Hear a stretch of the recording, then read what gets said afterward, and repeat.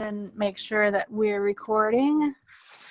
All right. Is it okay if I run downstairs and grab a cup of coffee real quick? Yes, please, if I can go get a glass of lemonade. Yes, perfect. Me Sounds back good. here too.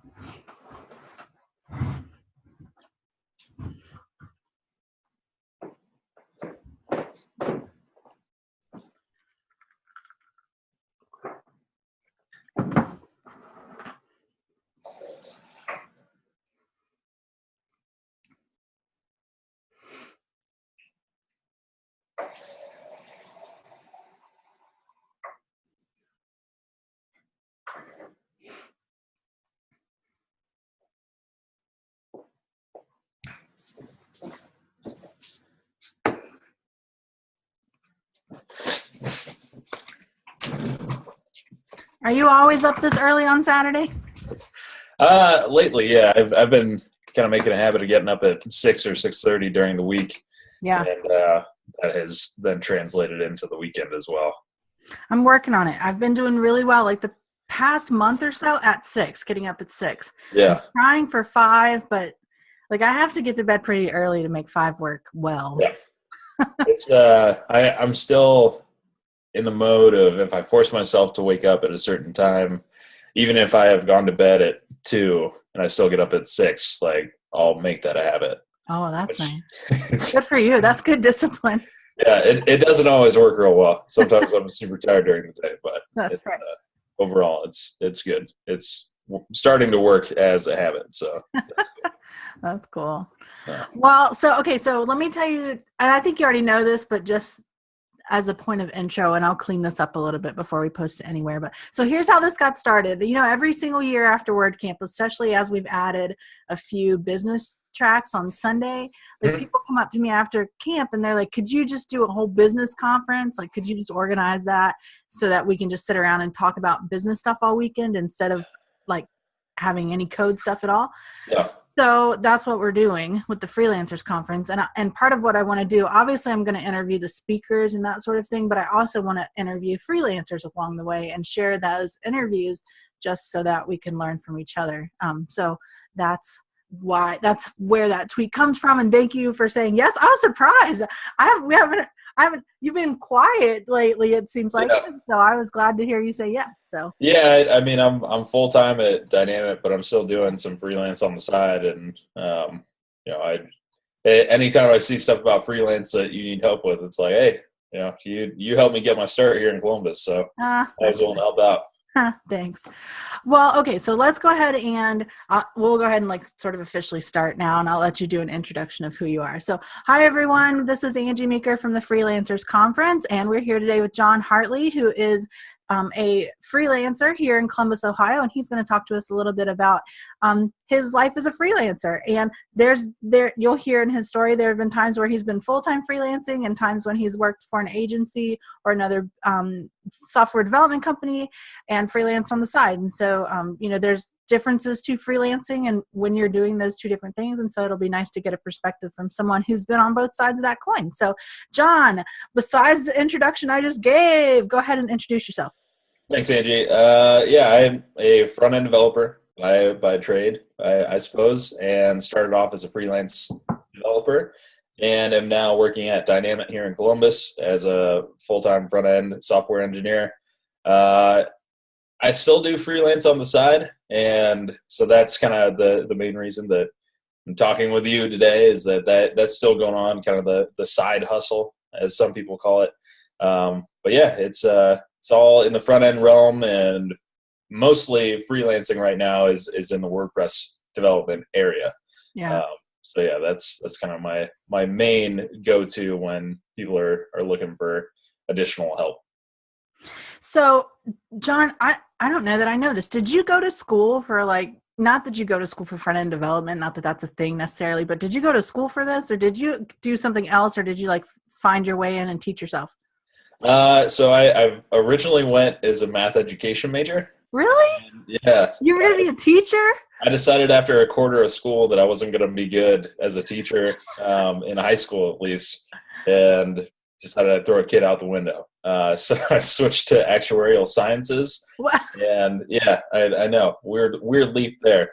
And by the end of my freshman year, I decided I really don't want to just be in a stuffy office all day. Yeah. And I switched to broadcasting and electronic media.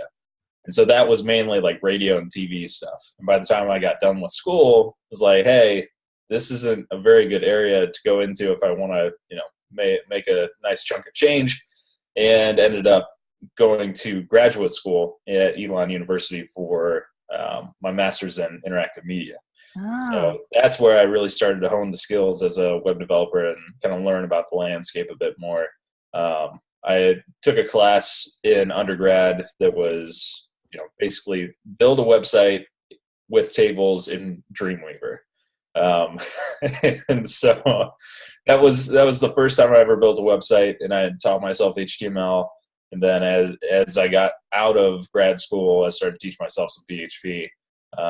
So that was kind of the course I took, just looking at the future and saying, it's really hard to get into radio. I don't want to be in North Dakota for the rest of my life, being the traffic guy and talking about tractors, which, I have a huge appreciation for people that actually do that.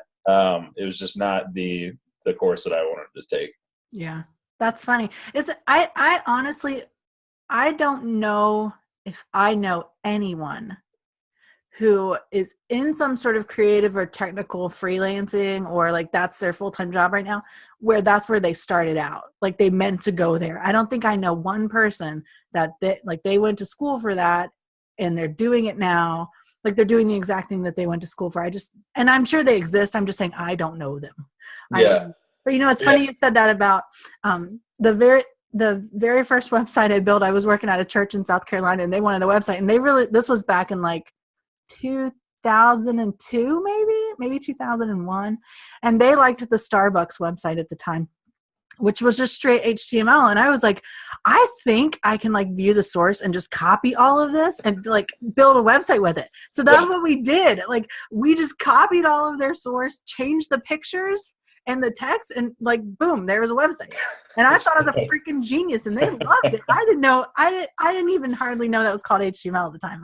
But thinking back on it, it was really kind of fun. So better hope Starbucks doesn't end up watching this. They'll be like, oh, you owe us some money for plagiarizing our text. That's right. It probably, like, if you went back and looked at it, it probably still had like their file paths or whatever in it. Because I didn't know. I just didn't know. That's right. Oh, it was a nice looking website. Yeah. Honestly, it was, but of course it was, because Starbucks probably spent a lot of money on it. Anyway, that's funny. So, okay. So why do you freelance still? Like, what's your why? Like, is it simply about like, I just want to make some money on the side? Because I am not trying to speak at all to what you get paid, but Dynamit is a great company. Like, do you feel I don't know if you're allowed to say this stuff out loud or not. You can decide on your own. Like, do you feel challenged at work? Do you not feel challenged? Is that why you freelance? Is it only about money? Is it keep your skills sharp? Like, what's your why? Why do you still do it? Yeah. So, I'm okay answering these questions. It's not so much about the challenge anymore. Initially, I started freelancing out of necessity. I moved to Columbus, and there wasn't really any. I was dead set on, I'm going to be a developer. Like, I want to be a front end developer. I want to write code. That's all I want to do. And so the first job that I was actually offered was as a research intern. And I was like, well, that would be interesting, but it's not really what I want to do. Yeah. And so I said no to that. And then I was offered a job at one of the radio stations here in Columbus, not as a DJ, but as a content editor. So I had done this elaborate like page for a band as my kind of not training. It's kind of the entry interview. Yeah. And the guy was like, "Oh, this is really good. How long did it take you?" I was like, "Well, I ended up spending like 5 to 10 hours on it." He's like, "Oh, well, you're never going to get this much time to do something on one of these sites." And it was very regulated and very strict as to what I could do. So I decided, that's not for me. I ended up sending my resume out to 40 different places here in Columbus and kind of just saying, "Hey, I'm a junior web developer. Does anybody need help with anything?" Yeah. Eventually somebody came back and was like, "Yeah, we could use front-end developer." I was like, "Okay." I have really kind of no idea what I'm doing, but I learn quickly, and I'm the right price for people. Yeah. So I started doing that, and that eventually grew into my full-time gig, and working with you and Dave Donaldson, and then kind of working on mainly WordPress stuff. Yeah. But past that, currently I am the front end lead at Dynamit, and I it's didn't know that. Congratulations. oh, thank you. It's fairly recent. That's actually really great, John, because they do really good work. Like, their stuff is beautiful. I don't know the code, like the code is perfect, but they do really great stuff. Yeah, so like one of the last projects I touched was the BJ's restaurants website. Yeah. And so it's a lot of fun. I'm definitely more challenged now at my full-time job than I am freelancing. So freelancing is, to me at this point, kind of my commitment to previous clients. Yeah. So it's more kind of just making sure that I'm still helping them be successful. Yeah. My wife works for an online newspaper company called Our Hometown, and so I do a little bit of work for them to help them with their transition from Drupal to WordPress. And so that's something that I'm not necessarily facilitating, but kind of giving suggestions, helping out with a little bit of the base theming, and that's really at this point kind of my only freelance gig. Yeah. That I'm currently doing. But past that, I'm always looking for the ability to help somebody else out. Yeah. If there's a cool project that comes along, I'm not going to turn it down. But if it's a $300 project, I'm like, yeah, I got maybe 10 hours I can give you this week. Yeah. You're like, I don't have to take that 300 Right. project anymore, so I'm not going to. Yeah, and so for me, that's kind of the luxury at this point, is that I'm able to pick and choose what I do want to freelance on. Yeah. So I look for projects that are a bit outside of my skill set, stuff that's heavy in JavaScript that maybe I haven't tried before. So a different way of working with something that maybe it's a new technique, and so that's the main thing that I look for anymore. At this point, it's more just fulfilling the commitments that I've promised to former clients. Yeah. So when you were freelancing full time, where did you find the majority of your clients? Majority came through Twitter, actually. Yeah. I was looking back and kind of the ways that I was getting my contacts for these positions, and it was generally through Twitter. I think the first big freelance gig that I got was with Max Foundry. So Dave Donaldson had tweeted something out, and I think you had recommended me. You didn't even know me. And you're like, "Hey, this guy, he kind of knows WordPress. Why don't you give him a shot?"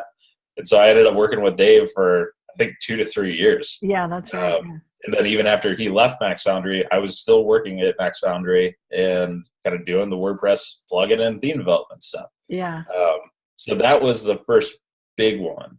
And so I've always been very grateful to you for that one, because it's crazy that somebody doesn't even know me and they're like, "Oh, I vouch for this guy. He seems like an okay guy." It's funny because it's one of the things I enjoy most. And I don't want to say that I have a role here in Columbus, but I feel there is a point where I feel like I have a role here in Columbus. And one of the things I'd like to do is connect people who need jobs in the WordPress community with people who need good workers. And I could just look at your stuff and say, I'm not a developer. That looks really good to me. Like it works. It looks good.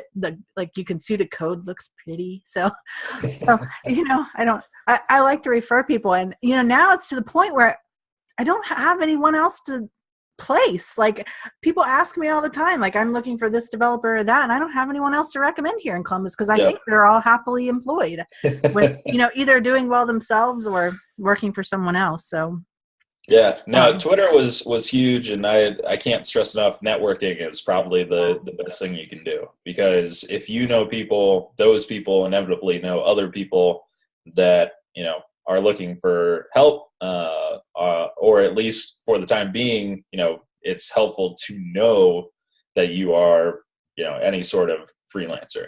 Yeah. I'm not sure in the content marketing world or like the writing world how that goes, but development wise, the more people you know, the better it gets. Yeah, that's totally true.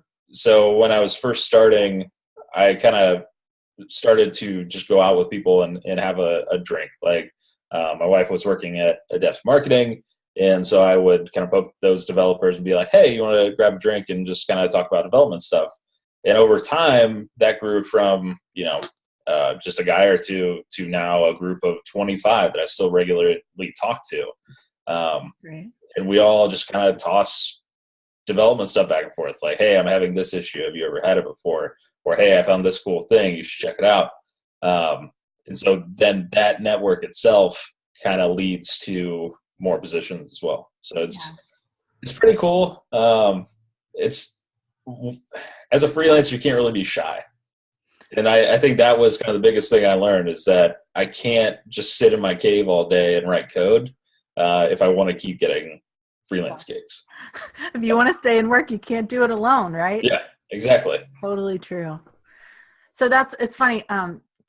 So as we, and this is obviously, this video is going on the conference website, and I love that he said that, because part of what we're trying to do with the conference is connect people even after the conference ends, so that you don't just come to the conference, listen to a bunch of great stuff. And even like we have workshops built into the conference. So after the person speaks, then you turn around immediately and start implementing what they have talked about even before the next session. But then after the conference ends, everyone has an opportunity to join a mastermind, like a group that meets together every single week and says, here are my goals. Here's what I wanted to accomplish. Here's what I didn't accomplish. Here's what I'm going to do next week to fix that or get where I want to go next week. And the reason we're doing that is exactly what you said. You can't do it alone. Like I think it was my biggest mistake early on. Well, I didn't realize I was freelancing. Like I was just messing around building sites for people, and somewhere along the way it turned into a business. And then you look around and you're like, crap, what am I doing? And like, who am I doing it with? And you look around and I was basically working by myself. And I just thought, this isn't going to get me any further, just working by myself. Yep. So for me, if I could go back and do it over again, I definitely would. I would start bringing other people in, even if it's just to bounce ideas off of and that sort of thing. I'd start bringing people in earlier, because if you're a freelancer and you're sitting at home and all you ever see all day is yourself, like you're going to fail. It will happen eventually. Maybe it won't be failure, like outright failure, but your business will not grow the way that you want it to, which will be a failure in the end. So you can't do it yourself. Hey, I'm not checking my phone. I'm looking at my questions. So I just want to know that. Sure. So, I know you're texting a lot of people at this time in the morning. I'm talking to John on Saturday morning. Snapchat to everybody. That's exactly right. So, all right. So when you were freelancing, or even now, I mean, I know that you're only working with just the one client right now, but what were your biggest challenges when you were freelancing? Like, what did you say? God, this sucks. Like, I got to figure out a way to fix this thing. I think so. There are probably two big ones for me. The first one was finding new clients. That was always kind of a big stress for me. I would get these big projects that would essentially consume my time for the week, and wouldn't really have the time to look for kind of the next gig. And I wasn't ever sure if, my contract with somebody was going to be up after this project. my hope was always, oh yeah, it'll continue. But who knows what they have in the pipeline. As a contractor, you can't really, they don't owe you anything essentially as a contractor. Other than money, they don't owe you anything. They don't owe you any favors. You just gotta go in and hope that you build a relationship with them that then leads to more opportunities. Right. So that was kind of one of the biggest things for me, was trying to figure out what comes next, and then the actual timing of everything. So making sure that I don't end up with 80 hours a week for 3 weeks in a row, and kind of that overlap of the projects. Yeah. And then after that, and one of the reasons that I got out of full-time freelancing was that I was not creating a good environment for myself. So I would, during the day, get really complacent and start kind of slacking off, to the point where my wife would come home and I'd be like, well, I still got a lot of work to do, because I hadn't done a whole lot of work during the day. Yeah. And so I'd be up till 4 a.m. and then the next day I don't get up till 9 or whatever. And it was really a bit toxic. And so that was kind of why I started looking around for more stability, to have people around me that would then hold me a bit more accountable. And so working in an office, like a lot of people start off in an office and then end up freelancing. So my story is a bit reversed in that sense. But I don't mind it so much. I like working in an office now. I like having people around that, I can immediately touch base with things on. And I think, like you were talking about with your network, you need to have those people. And I essentially was not creating that environment for myself. Yeah. So it was like, okay, it's time to either make a change with my job, or it's time to actually really crack down on what I'm doing. Yeah. To make sure that I'm not, up at 4 a.m. because it's not good for anybody that is around you. Yeah. Why do you think you were doing that? Like, why do you think, knowing that you had work to do and probably that you were able to do the work, like maybe it was a little bit challenging, but John, I've seen you in action. Like, it was probably not work that was outside of what you're able to do. Why do you think in those times you were putting it off? Anybody that knows me knows that I'm like a heavy procrastinator. Yeah. And at some point it almost became a game to me of how long can I put this off before I really screw myself over. Oh yeah. Like I work really well under pressure. And so I think I was starting to fall into a trap of creating that pressure for myself without necessarily realizing it. Like looking back, I've been out of the full-time freelancing gig for roughly 3 years now, I think. And so, yeah, from this perspective, I think that's kind of what I was doing to myself. Like, I wasn't setting myself up to fail, and I wasn't trying to not do the work. I was just trying to create that pressure for myself. Yeah. So big projects, that were going to be 120 hours or so, I would start, I'd have this big window of 3 months to do it, and I wouldn't start it until 3 weeks left. Yeah. And would kind of put myself under the gun and be like, oh, well, I got to do it. I mean, there's a deadline. So, so it was always kind of a juggling act of then making sure that the work that I was doing at the time and then the work that I was going to end up doing, go back to the overlap thing, just trying not to overlap things too much. Yeah. So yeah, I don't know. Looking back, it's kind of dumb that I would do that, but I don't know. Without people there to really hold you accountable for things, it's harder to force yourself to do stuff that you don't necessarily want to do. So yeah, I don't know. It's so even, probably need to talk to a therapist or something. No, well, I think so as I've been in it a while, and what I try to focus on changes, I do see there is sort of this element of not every freelancer, but a lot of freelancers, they do sort of set themselves up to fail. They're not doing it on purpose. Like, they would never say, I'm doing this because I want to do this wrong. They're not doing that, but they are like that. like if you have 3 months to complete a project, putting it off to 3 weeks instead of saying to yourself, my deadline for this is 3 weeks from the start. Like I know if it's going to take me 3 weeks, I have 3 weeks from the start, and that's my deadline. Like creating that false deadline for yourself. But the problem is, you know that you really have 3 months, you know, Right. so creating that false deadline in the first 3 weeks. But that's one of the primary ways that you push through that, giving yourself permission to wait until the last minute, is by putting those expectations in place for yourself, but also for your client, like letting your client know this milestone is going to be completed at week 3. So they expect it from you, you know, so that they're looking for something from you, not at the last minute, but along the way. Or even just, I know Curtis McHale told me something once, and I thought it was so brilliant, and it's so stupid simple.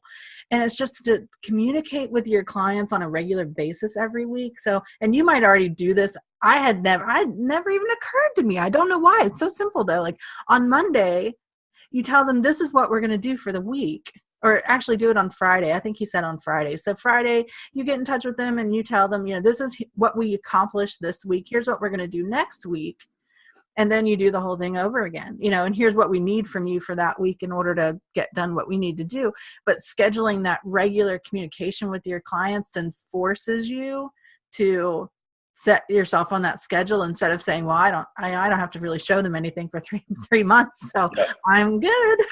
Yeah, no, I think that's an amazing suggestion. Like that's something that, like scheduling things for yourself and then creating that accountability chain with the client itself. Yeah.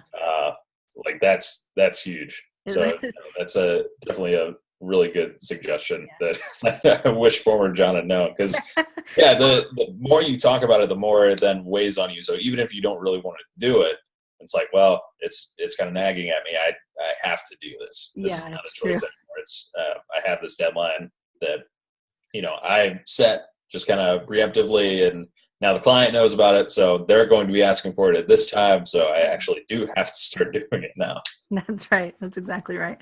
And I think too, a lot of, and this is for creative and technical freelancers both. I think that a lot of it does go back to like scoping the project and laying down the expectations with the customer ahead of time, that these are the milestones along the way that they can expect. Because if the only thing really that they're looking for is the finished product at the very end, then you can wait 3 months, you know. But if you set the expectation that they're going to be able to see progress somehow throughout the project, then yeah.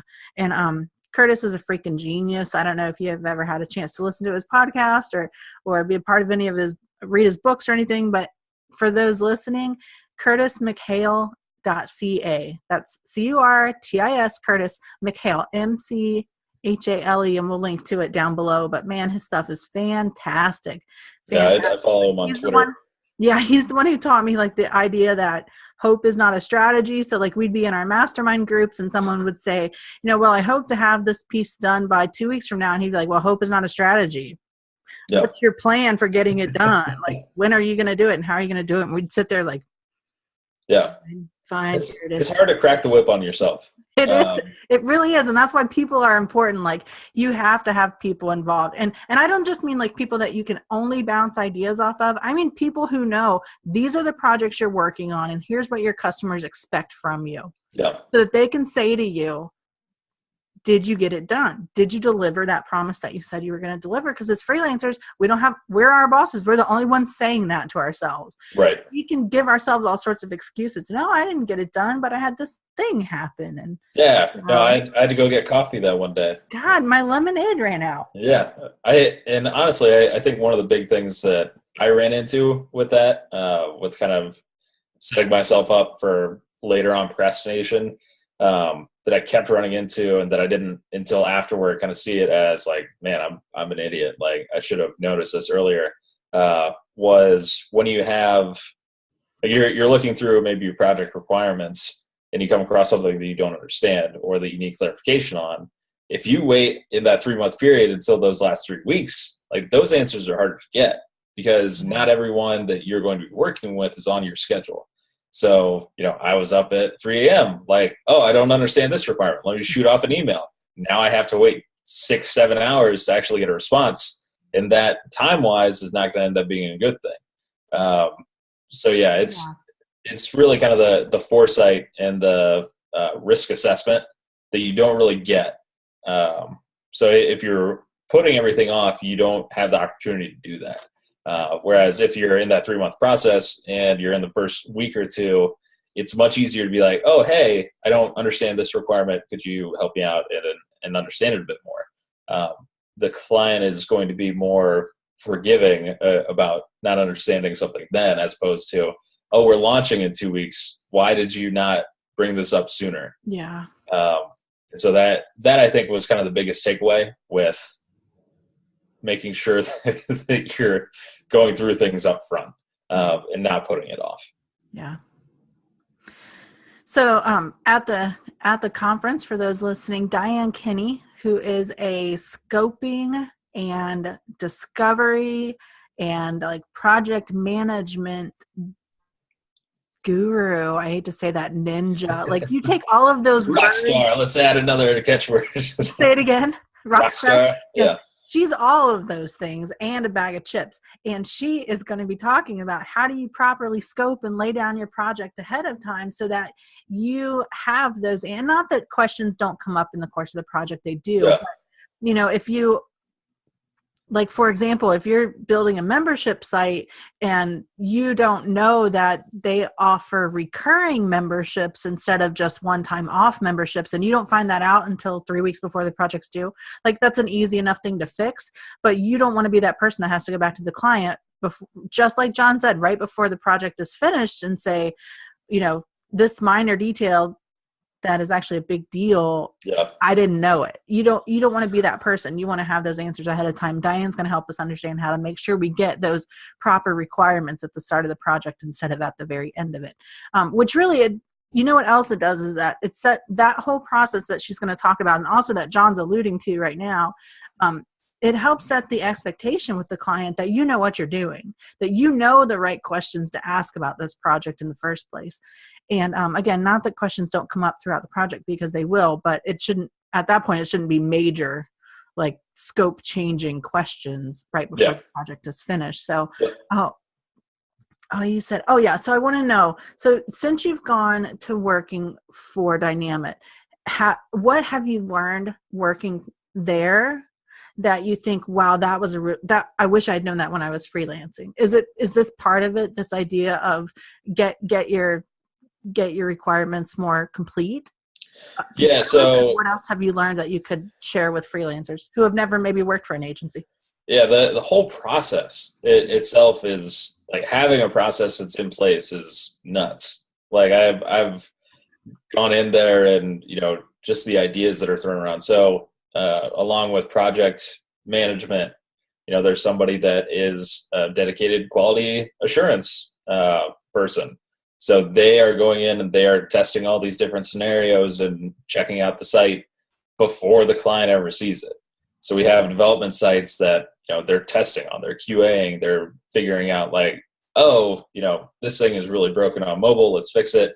As opposed to when I was freelancing, you have just yourself. Yeah. So if you can find somebody that's kind of a QA freelancer, that would be something that it would be huge. So if you're a developer, finding someone to actually test what you've done would be a tremendous help, I think. Are you listening, guys? If you're like a quality assurance person, there's a little niche for you, right? Yeah. The freelancer, just to go test other people's stuff. And most people probably wouldn't even think that there's a space for them to do that. But and honestly, like, it helps in two ways. So it helps as a developer, it helps me understand, maybe different scenarios that I wouldn't have thought of. And then it also helps to make sure that your work is kind of really crisp before you end up presenting it to the client. So by the time you end up saying, hey, I put up the dev site, it looks really good, go ahead and test it out, you're almost perfect. So that's going to reflect well to anybody that you're working with freelance wise. And, you don't have to say, hey, I had somebody QA this. You can take all the credit for it. But by saying like, hey, I had somebody QA this, they're like, oh, so more eyes have been on it. And obviously if there are certain NDAs, that's probably not a good idea. But, having an extra set of eyes on the project that have actually touched it and moved things around would be extremely helpful. One of the first WordPress sites I made relied heavily on writing HTML in a sidebar. And if I had had a QA person then, they would have been like, this is unacceptable. Like, if you touch anything in this sidebar, the whole site breaks. Like, it's not good. So if I had had that at the time, I would have figured out a different solution. But as it was, and honestly, I think the site is still out there. I'm not going to say what it is because it's Starbucks. Embarrassed. But yeah, it wasn't the best. So yeah, having somebody to help you with testing, I'm sure there are online resources for that somewhere. I don't know.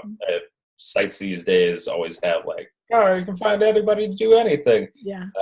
But having a network of people that, you were saying to everybody out there, hey, if you like QAing, then you have a niche. And I think that's totally something to do. Yeah.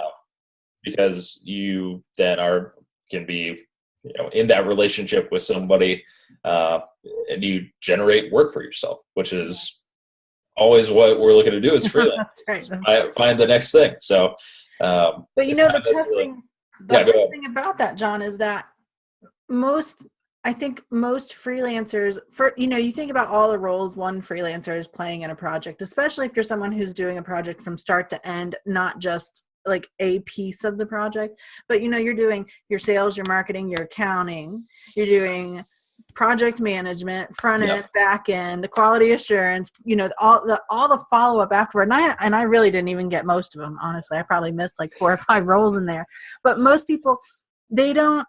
And I think this is known. This is going to be like, we've ground this into the dirt, but people don't price enough to be able to even outsource one piece of that. They don't price correctly. You look at what the first time I found out what an agency here in Columbus charged for a site, I was like, are you kidding me? Yeah. Like, one site and they charged $65,000 for it. And I was like, I know the theme they used for that site. Like, it's a theme for this theme. Like, and they charged $65,000 and it's part of it's because one, obviously they're selling the value the site provides, but also because they know that they need to pay a project manager and they need to pay this person and that person out of it. And, as freelancers, we just say, I'll just do it all.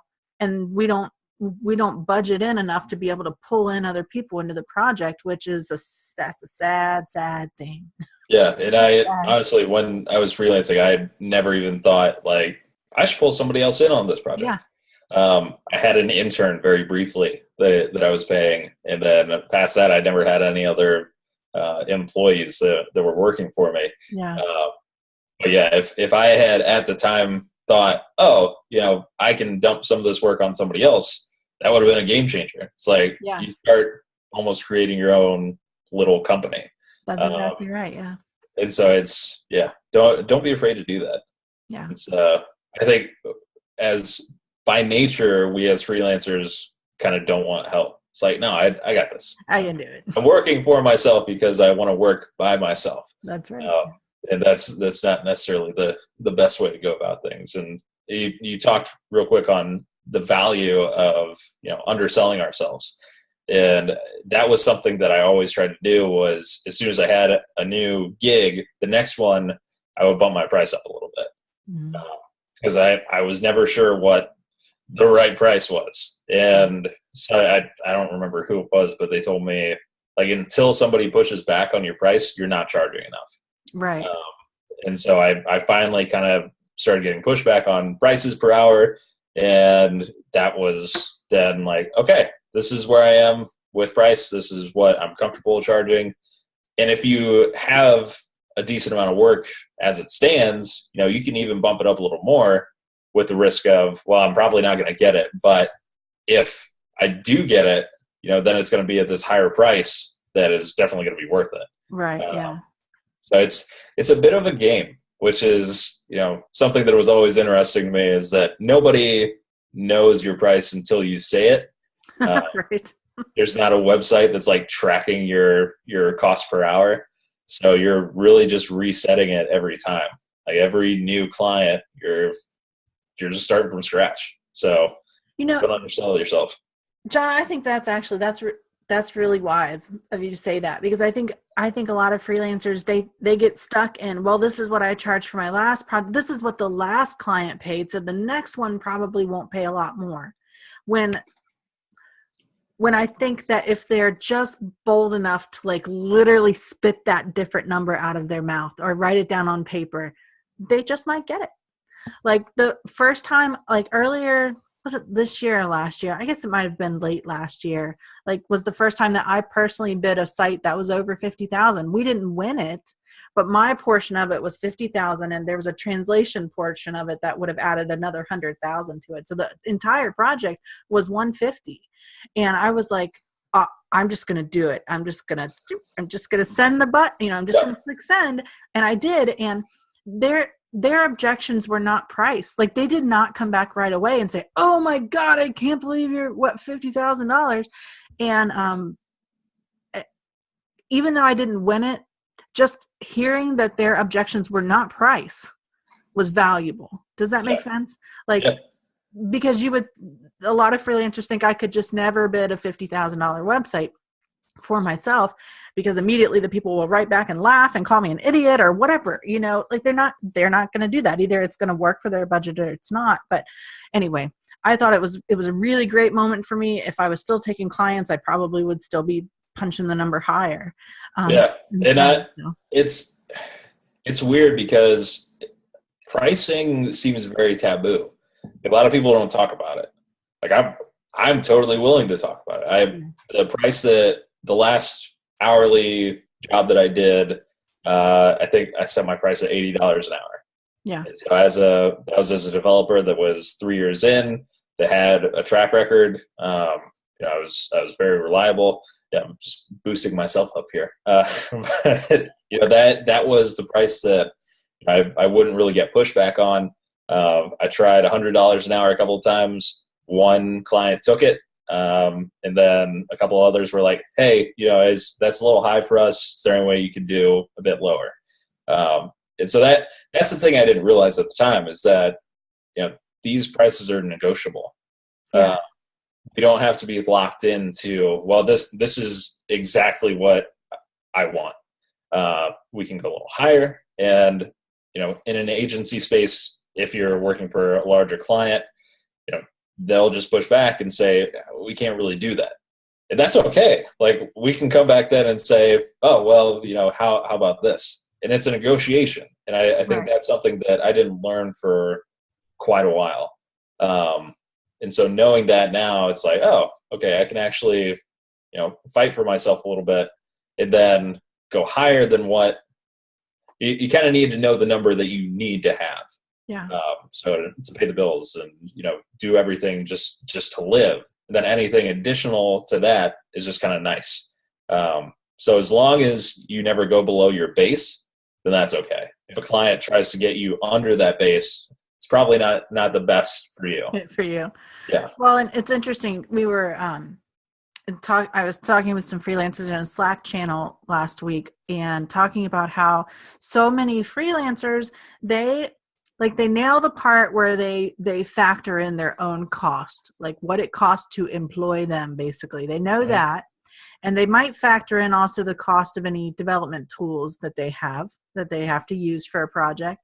They maybe will factor in their own tools, like spread out over the course of a year. They might maybe factor that into the cost of a project, but they almost never also factor in profit. Never. Yeah.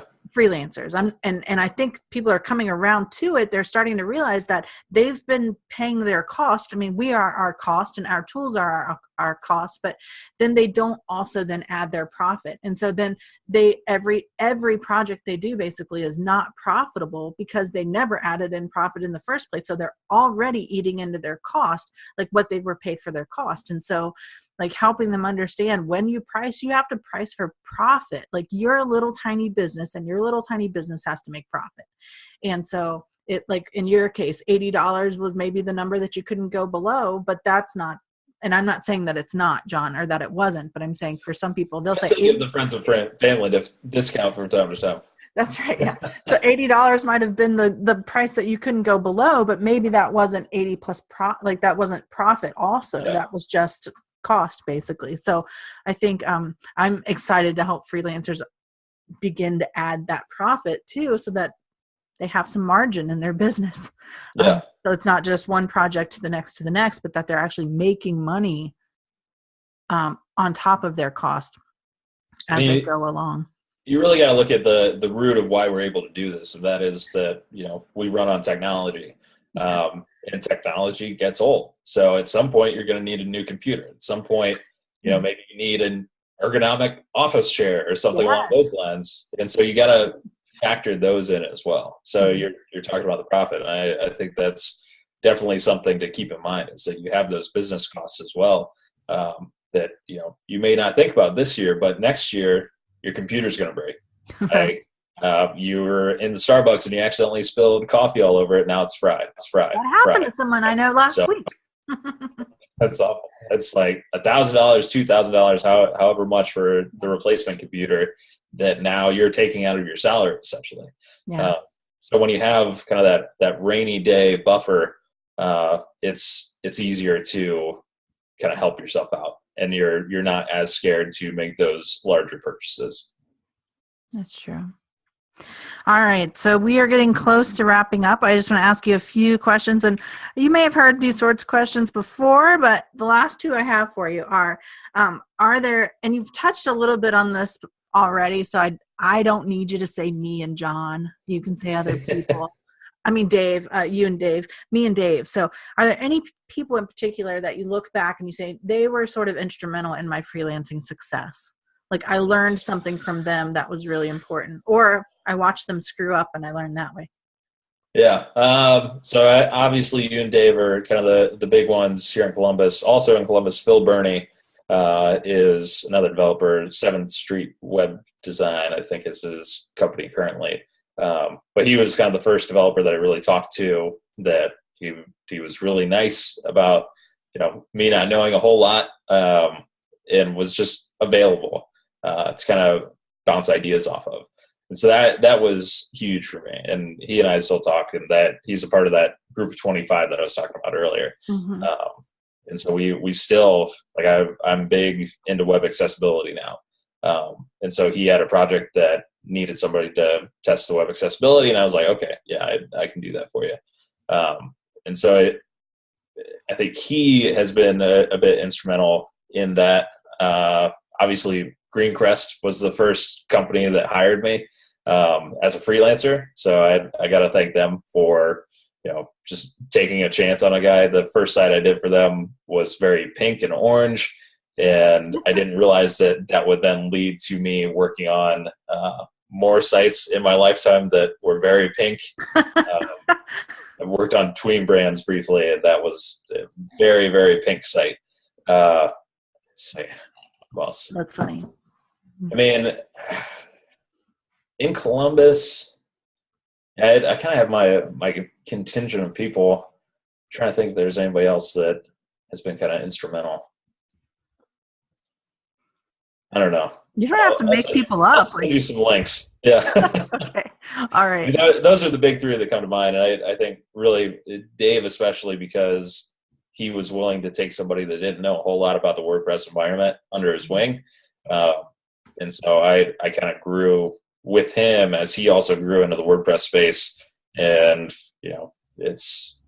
that was extremely helpful. Finding somebody to basically be a mentor, that was huge, because that then gives you another person to bounce ideas off of. He was the first one to tell me, like, hey, do yourself a favor and make yourself an LLC, find an accountant to kind of handle stuff. And that's been great, because that was just something that I didn't have to worry about. Instead of being marketing, sales, QA, back end, front end, now I'm an accountant, and I'm also my own legal. Like, having the extra buffer to not worry about it as much was pretty nice. Yeah. So yeah, I don't know. I think I answered your question. Yeah, you did. Yeah, absolutely. All right, and then the last off question there at the end is, are there any tools that you say And they can be development tools if they need to be, that's okay. Or they can be business tools. But is there anything that you look and you say, you know what, this is really invaluable to me. I think other people should check it out. Just Honestly, I something that think helps you be more productive or better, period. making time for yourself to learn is probably the most invaluable tool that you can do. Because if you're not learning something in this environment, you're going to get left behind.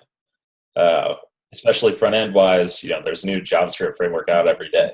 So you have to then figure out, is this something that's going to be around for a while? Is this something that's going to be well supported, that's accepted by the community? So not giving yourself time in your day to learn is going to be really detrimental. So I think that's probably the most invaluable tool. I didn't really have anything budgeting wise or front end development wise that really stuck out. So I think learning would probably be the biggest thing for me, whether it be via Twitter. There are so many sites now. Pluralsight is a huge site that has a lot of good tutorials and courses. Tuts Plus, I have a course on there now. But that was one that was huge. They were always really big on code stuff. So whether it be front end, WordPress, Drupal, etc., there's resources out there.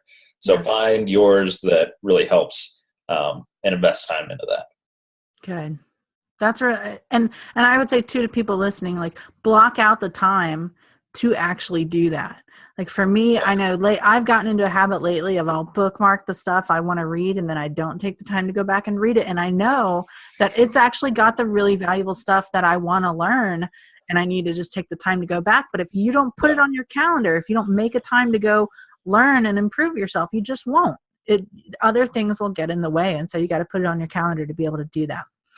All right. So my last question is, who should I interview next? Who do you think? Like, what freelancer do you know? And I will invite them to be on this little show. Who do you think should be on? I honestly, I'd probably go with Phil Burney. So the guy I was talking about that helped me out, and that's Birnie. Okay. Because he took the plunge into freelancing, I think a year or two ago. Yeah. And has actually made a pretty good name for himself. So he's somebody that at this point I kind of look up to in that sense. And he's kind of more back end. But yeah, I think he'd probably be good to talk to. All right. From the aspect of taking the plunge into freelancing and really just kind of diving directly into it. Okay. Phil, I'm coming after you. I'll let him know. Okay, good. Not totally blindsided. That's right. I know those Angie emails that blindside you can be a little shocking. That's right. All right. Well, John, tell people where they can find you. You can find me just from day to day. I'll be at Dynamit downtown. If you want to grab coffee or anything, feel free to reach out on Twitter, John B. Hartley. And then my personal website is johnbhartley.com. And yeah, johnbhartley@gmail.com. All the John Hartley stuff was taken when I initially created all my digital profiles. So my middle name is Brady, which is where that B comes from. Yeah, John B. Hartley, pretty much anywhere in Columbus, I will be available. All right. So yeah. Sounds good. John, thanks for joining us and have a good rest of the weekend. Yeah, thanks for having me, and hope I had some good information for you. You did. Thank you. See ya. Bye.